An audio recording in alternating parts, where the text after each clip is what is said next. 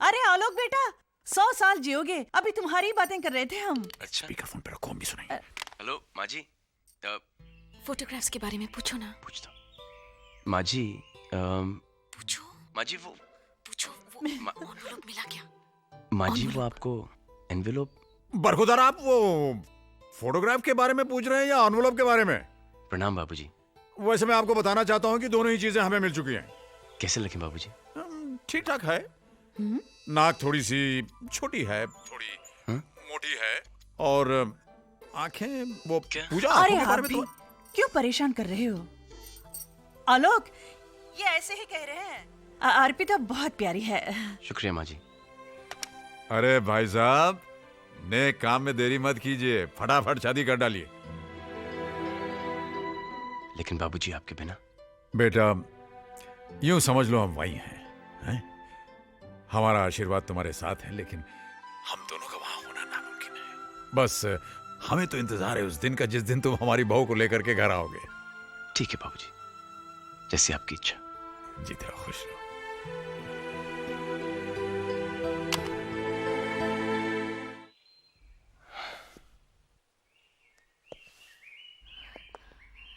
क्या हुआ? क्या कहा उन्होंने? ऐसे आही क्यों भर रहे हो? मुंह क्यों फुला रहे हो? बताओ ना, क्या कहा? ये कहा कि नाक से नकचड़ी दिखती है। हाँ, अगर होठ होते तो क्या बात होती। ये किसने कहा? नाक वाला माँ जी ने और होठ वाला बाबूजी ने। और आंखों के बारे में तो आंखों के बारे में? ये कहा कि क्या? तुम्हारी आंखों से तुम्हारा दिल दिखता है, जिसमें मेरी तस्वीर छपी हुई है।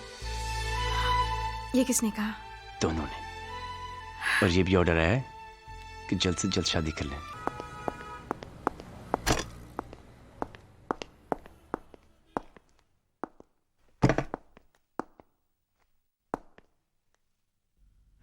आज तो कोई हॉलिडे नहीं, फिर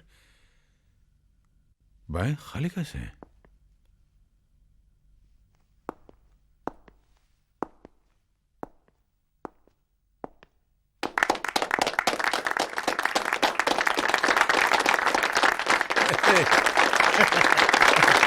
ये सब क्या है?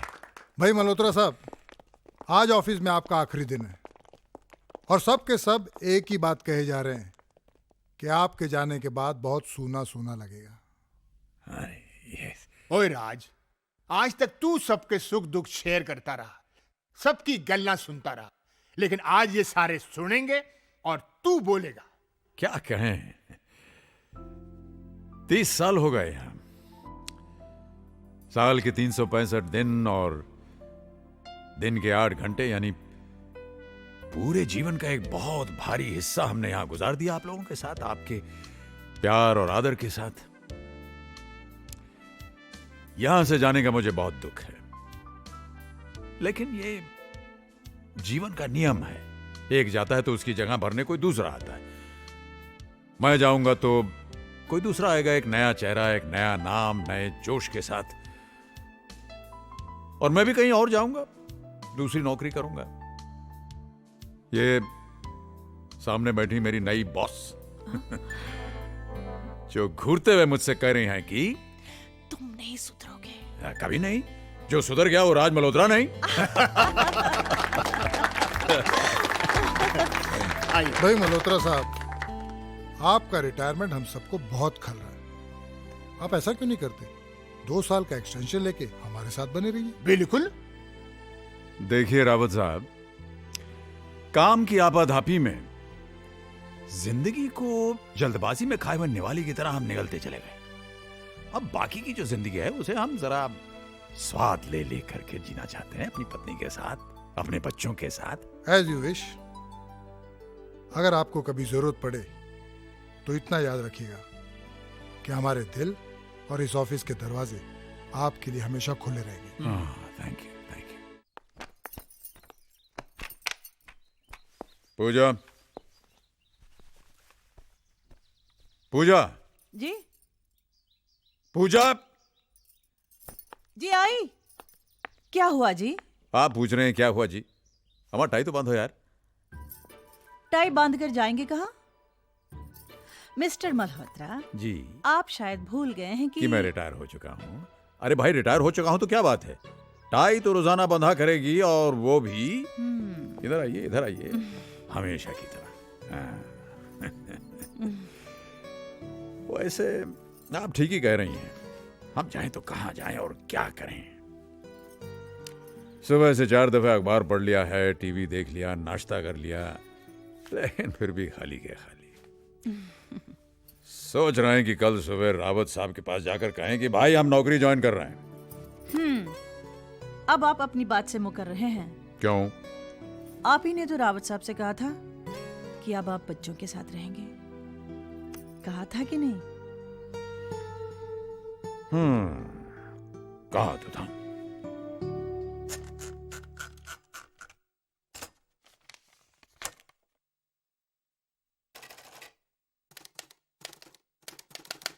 प्रिय बेटा, बहुत बहुत प्यार।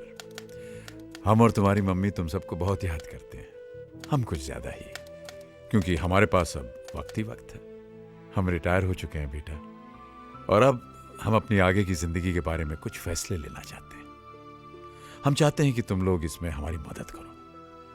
अगले हफ्ते होली है, अगर तुम लोग आ जाओगे तो हमारी होली भी रंगीन हो जाएगी और कुछ बातें भी हो जाएंगी। बहुत बहुत प्यार, पापा।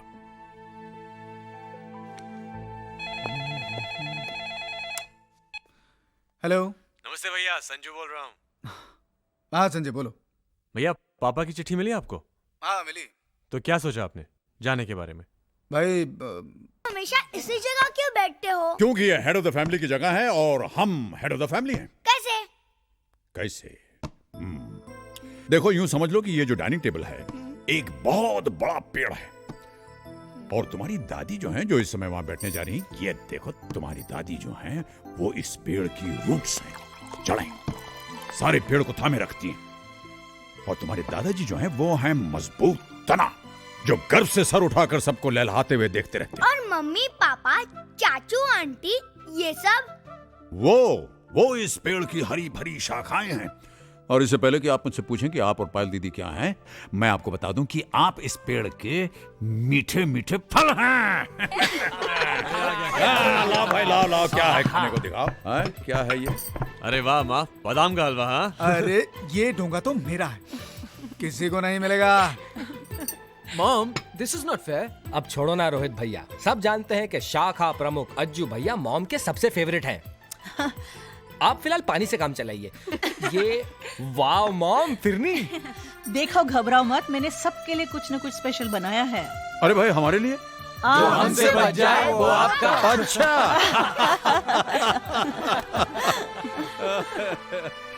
Oh, what a wonderful family you've given me. आ जाओ भाई बच्चों, बैठ जाओ। आओ भाई लड़कियों। हाँ, चलो। ये लीजिए। अम्मा, आप अपने हाथों से हमारे मुंह में अगर डाल देंगी तो आपका हाथ घिस नहीं जाएगा। Thank you. भाई बड़े अरसे के बाद अब की बार होली में मजा आया है कि नहीं? हाँ पापा जी, शादी के बाद यही होली याद रहेगी। और मेरी तो ये पहली होली है। क्या बात कर रही है? इनफैक्ट जब पूरी फैमिली साथ हो ना, हाँ। तो हर दिन होली और हर रात दिवाली है। हाँ बेटे, हम सबके साथ और सबके सामने इस बात को एक्सेप्ट करते हैं कि हम बहुत खुशकिस्मत हैं कि हमें इतनी सारी खुशियां मिली। भाई हम तो सिर्फ 2 थे, धीरे धीरे तुम सब लोग आ गए और हमारी खुशियों की दुनिया जो है वो और बढ़ गई। डैड, आप कुछ कहना चाहते थे? हाँ, कहना तो चाहते थे, लेकिन कहने से पहले हम कुछ पूछना भी चाहते। तो पूछिए ना डैड। भाई देखो, हमने तो हमेशा ये माना कि हमारे बच्चे लायक हैं,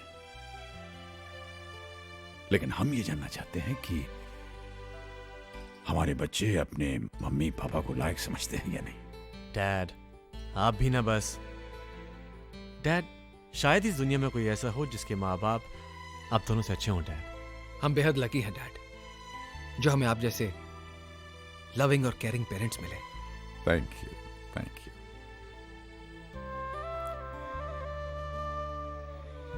अब हम अपनी बात कर सकते हैं।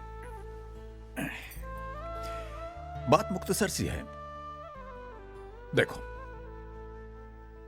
पिछले 40 सालों में हमने जो कुछ भी जमा किया उसे अगर हम खर्च करना चाहें तो हिसाब ये बनता है कि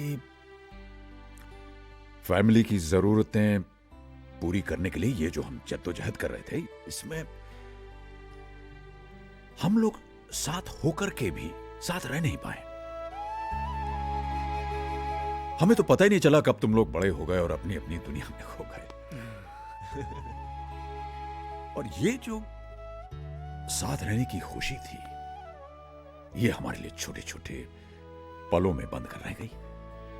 और इन छोटे छोटे पलों का हम तो बस इंतजार ही करते रहते थे कि कब हम लोग साथ मिलेंगे, साथ होंगे। लेकिन अब हम रिटायर हो गए और हमें फुर्सत मिल गई है। तो अब हम ये चाहते हैं कि इन 40 सालों का जो घाटा है ये पूरा किया जाए।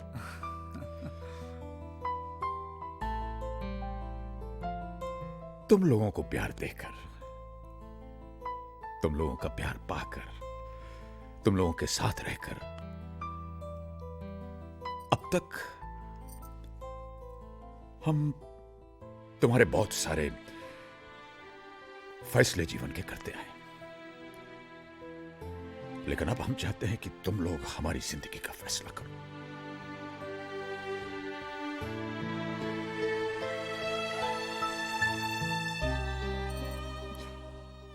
बेटा, तुम्हारे मम्मी पापा हम तुम लोगों से अलग नहीं रहना चाहते। बस इतना ही कहना था।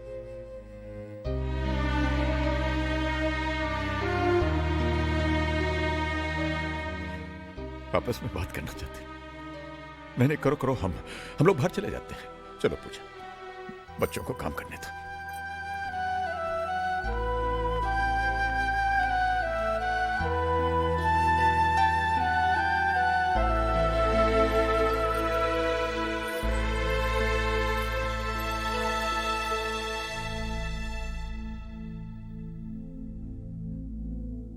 क्या?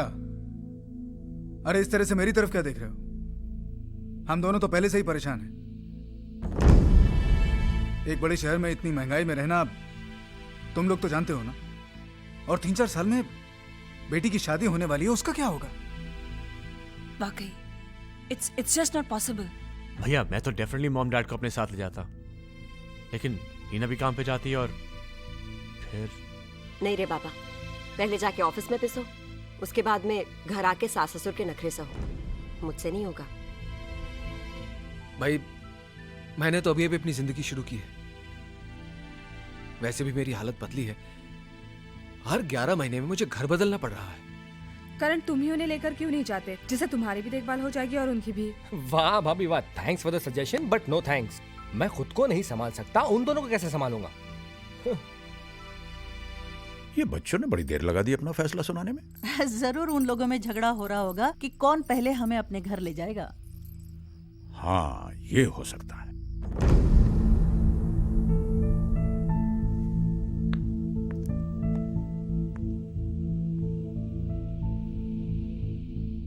कुछ सोचा है? क्या करना है? करना क्या है किरण, मॉम और डैड को अपने साथ लेकर जाना होगा। यहां पर उनका कौन है? देखो अजय, बरसों से हम लोग अपनी लाइफस्टाइल जीते आ रहे हैं। अब अचानक नई शुरुआत करना कोई मजाक है? एक मिनट, क्या ऐसे नहीं हो सकता कि मम्मी डैडी यहीं रहे और जिससे जो हेल्प हो सके वो कर दे? ये क्या कह रही हो भाभी? डैड और help, he will never accept. एक आइडिया है। ऐसा करते हैं कि भैया आप मम्मी को अपने साथ ले जाएं और मैं पापा को ले जाऊंगा। फिर 6 महीने बाद पापा रोहित के यहाँ चले जाएंगे और मम्मी करण के यहाँ। इस तरह वो हम सबके साथ रह भी पाएंगे और किसी पे ज्यादा बर्डन भी नहीं पड़ेगा। क्यों, कैसा लगा आइडिया? एकदम फ्लॉप आइडिया है भैया। आप लोग अच्छी तरह से जानते हैं कि मॉम और डैड एक दूसरे से अलग होने के लिए बिल्कुल राजी नहीं होंगे। यही तो मेरे हस्बैंड के आइडिया का मेन पंच है। ना ही मम्मी पापा एक दूसरे से अलग रहने को राजी होंगे, ना हमारे साथ आके रहेंगे। बात वहीं की वहीं खत्म। एग्जैक्टली। Very good. वो अपने घर पे खुश और हम अपने